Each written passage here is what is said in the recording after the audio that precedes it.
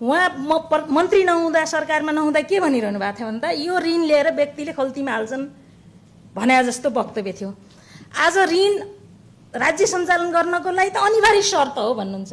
त्यसो भए 2 वर्ष अगाडि यो कुरा त्यस्तो धुरन्धर अर्थशास्त्रीले बुझ्दैनन्। मेरो आमा डोमेस्टिक अर्थशास्त्रीले पनि बुझ्नुहुन्छ। मेरो आमाले के भन्नुहुन्थ्यो भने कहीँबाट केही थपेर नल्याउने हो भने हाम्रो घरभन्दा माथि एउटा बाध्यजोरो भन्ने डाँडो थियो, यो डाँडोको माटो खनेर खाए पनि यो डाँडो सकिन्छ, त्यसकारण भकारी रित्ताउनुहुन्न भन्नुहुन्थ्यो मेरो आमाको अर्थशास्त्रले। भनिसके त्यस्तो बुझ्ने अर्थमन्त्री आजको अर्थमन्त्री अर्थशास्त्री विज्ञले हिजो त्यो स्टेटमेन्ट थियो। अनि यो करका दर रेट विनियोजन बजेट शीर्षक आदि इत्यादिमा तलमाथि भएका इस्युमा सहसचिवले छानबिन गरेर हुन्छ भन्नुहुन्छ। अहिले बजेट वक्तव्यपछि लुई पहिला कागजपछि गाडी आउने क्रम बाँकी छ, उहाँले सहसचिवलाई पनि छानबिन गराइरहनु भएको छ। कहाँ हो त उहाँको पोजिसन? त्यसपछि अर्को के भन्नुहुन्छ भने यो त सहकारी छानबिन जस्तै संसदीय छानबिन बनाउनु पर्छ नि भनेर आफ्नो माग थियो पार्लिमेन्टमा। त्यो बानेश्वरमा जुन जलाइएको संसद भवन छ त्यहाँ हुँदा तिनै हरिया कुर्सीहरू देखिन्छन्। अनि अहिले आएर के भन्नुहुन्छ? संसदको छानबिन गर्ने काम हो। संसदको छानबिन गर्ने काम त होइन, छानबिन गर्ने काम पनि हो। किनभने सांसदहरू के हुन्? सांसदहरू त जनताका प्रतिनिधि हुन् र सार्वभौम हुन् र सांसदहरूको विस्डम छ, त्यही कारणले उनीहरूले गर्नुपर्छ भन्ने कुरा। र यो बिचका कयौँ प्लेटफर्महरूमा जहाँ अर्थमन्त्री बोल्दै गर्दा म कयौँ यस्ता प्रोग्रामहरूमा दर्शकको रूपमा थिएँ पनि। पूर्ववर्ती सरकार करप्टेड सरकारलाई हामीले यो विस्थापन गरेर आएका हौँ। करप्टेड सरकार पुरै पुराना हाम्रा यति धेरै ब्यागेजहरू छन्, यति धेरै दायित्वहरू छन्, हामी उठ्न नसक्ने गरी हिँडेका छौँ।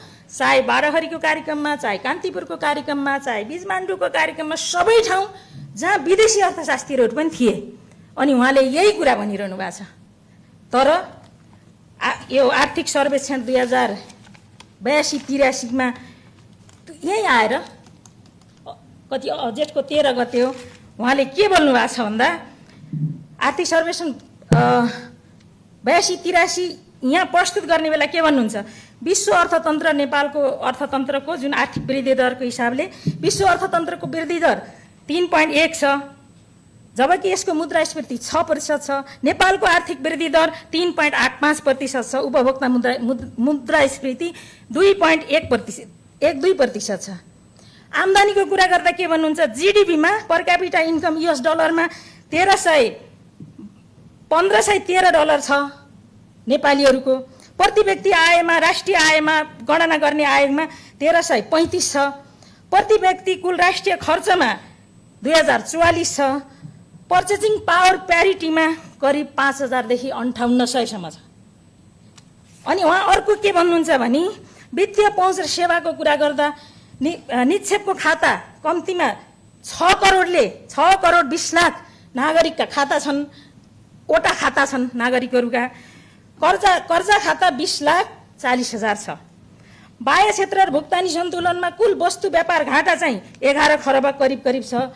विप्रेषणको प्रवाह चाहिँ 14 खर्ब छ, करिब 14.25 खर्ब। विदेशी विनिमय सञ्चित 34 खर्ब छ। र यसो हेर्दाखेरि अर्थतन्त्रका सबै सूचाङ्कहरू सही सलामत छन् र हामीसँग फर्नेक्समा चाप छैन र 18.5 महिनाको वस्तु र सेवा खरिद गर्ने हाम्रो राज्यको क्यापासिटी छ।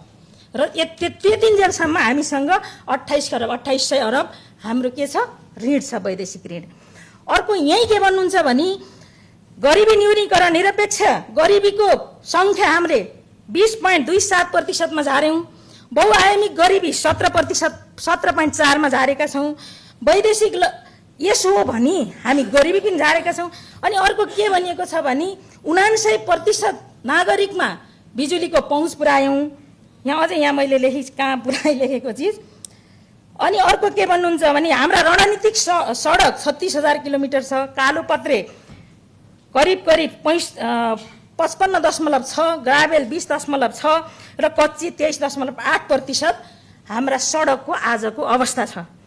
त्यसै गरी अब यो विद्यालय बच्चाहरूको इनरोलमेन्टको कुरा के छ भने 97.7% इनरोलमेन्ट छ। लगायतका हाम्रा बाल मृत्यु दर घटेको छ, सुत्केरी हुन नसक्ने हुँदा मृत्यु हुने आमाको संख्यादेखि लिएर सबै प्यारामिटर्सहरूमा हाम्रा उल्लेख्य हाम्रा सुधार छन् र अर्थतन्त्र ठिकठाक हालतमा छ भनेर यहाँ प्रस्तुत गर्नुहुन्छ। त्यसो भए त्यो आर्थिक सर्वेक्षणको बुक ल्याएर यहाँ भन्दै हुनुहुन्छ भने तपाईको भाषा, तपाईहरूले जे कुरालाई दोष ल्याएर आउनु भएको थियो हामी गलत छौँ भनेर नेपाली जनता सामु माफी माग्ने कि नमाने?